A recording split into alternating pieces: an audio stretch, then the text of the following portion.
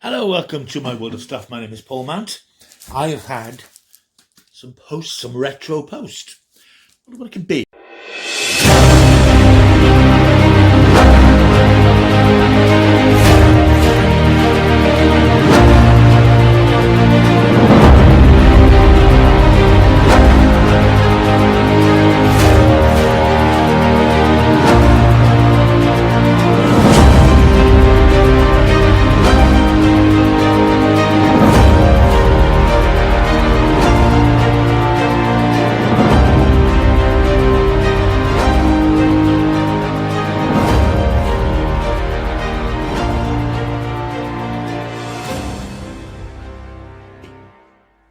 Yes, hello, welcome back. Yeah, I've had a bit of retro post. It's not subscriber mail or anything like that because I don't encourage that sort of thing. This is something which I bought and won from eBay. It's arrived in a big package today, and I thought I would open it here for you good folk to see. It's a retro. I know what it is.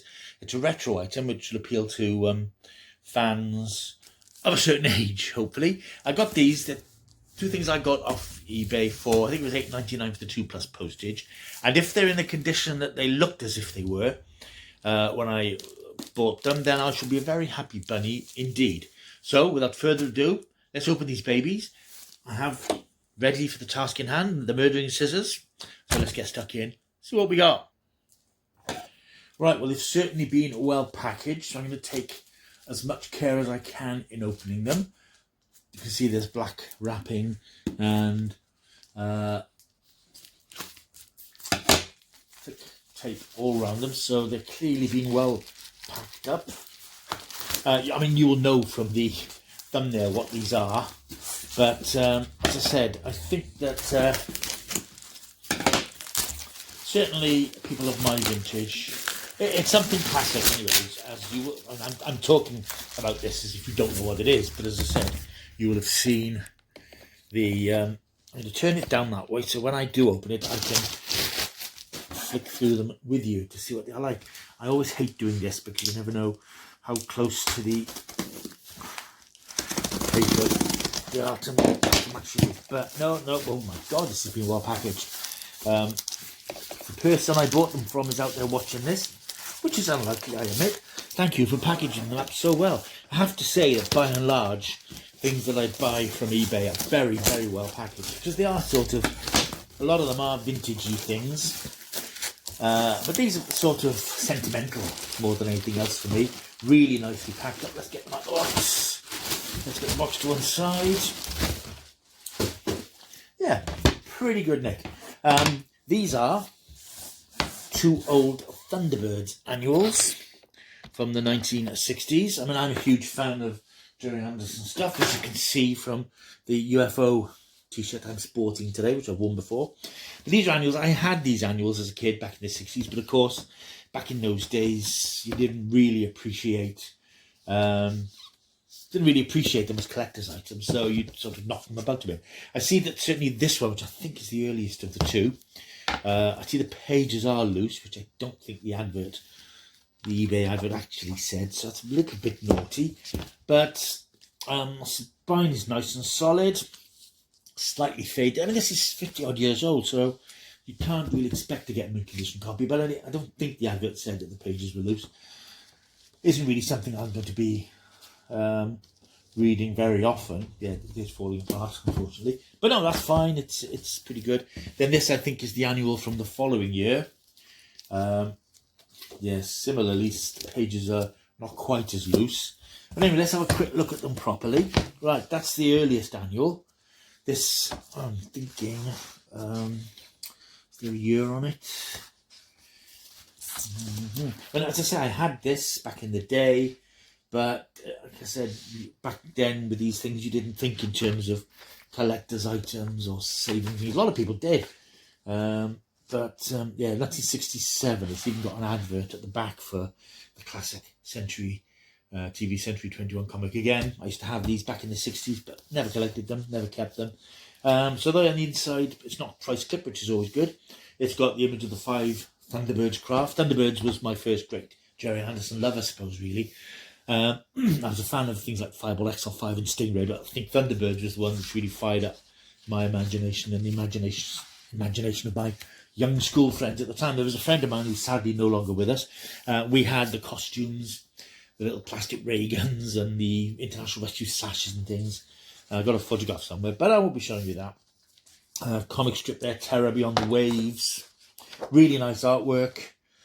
I'm not sure who the artwork is by. Could be Frank Bellamy. Of course, back in these days, there was very rarely any indication of who did the art on these things.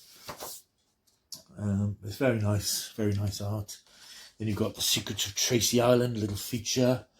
Thunderscope, another nice comic strip, nicely illustrated, with a photograph from the series. Firefly, one of the International Rescue devices. Sorry, I just bumped the camera a little bit there. Text story, Terror Mountain.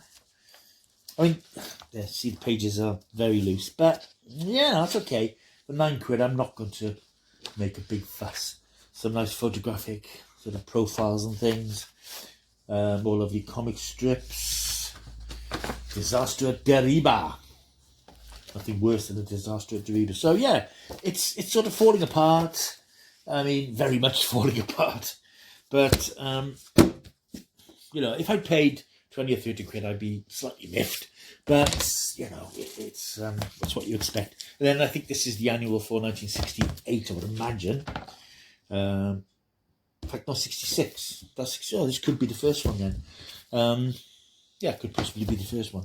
Got a lovely frontispiece picture of Thunderbird 1 on its launch pad. Again, the pages are a bit loose. There's a comic strip here.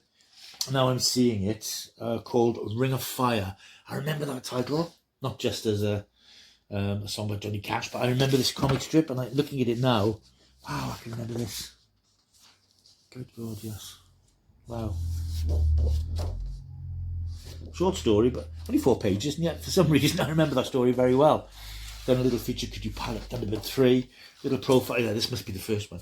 Profiles of all the Tracy brothers and all the supporting characters.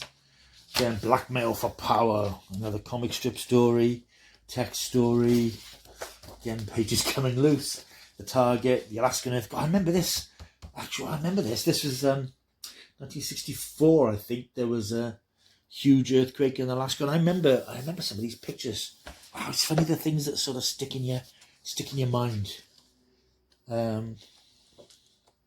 Launch sequence. I remember these as well. These sort of launch sequence drawings, and I just used to pour all the stuff like this for ages, because this is the stuff. I've probably said this before here. I know I said it on the podcast that I do. These are the things that fired up my imagination in the 60s and made me seek out this sort of entertainment, because I love sort of fantasy and science fiction and adventure. And this is the stuff that the bedrock of all that, really. Just remembering reading these comics again and again. Yeah, it's lovely. I mean, yeah, falling apart, not great condition. Both of them are in bits. But I think, all in all, worth £9 just to have on the shelf. I mean, they're not in such terrible condition, you can't take them out and look at them. I'm not clumsy with these things. I do take a bit of care. But I'm just very pleased with them. Would it be nice if the pages weren't coming out? But, you know, that's what you get with vintage stuff. As I say, these things go back 55 years. So, I mean, it's amazing that they exist in any condition at all, really. So there we are, my latest pickups, the 2 Thunderbird Annuals, 1967-68. As I said, you know, not the best condition, but they were £9, so I'm not really going to send off a fiery email to the person who sold them to me saying, you didn't say they were falling a bit. May well have done, I just don't remember. No, I'm quite pleased with those. They'll go on in the collection. I'm just trying to reconnect with my youth a lot these days, getting lots of old things. I've shown you some of the collectible stuff, the figures and the comics and stuff.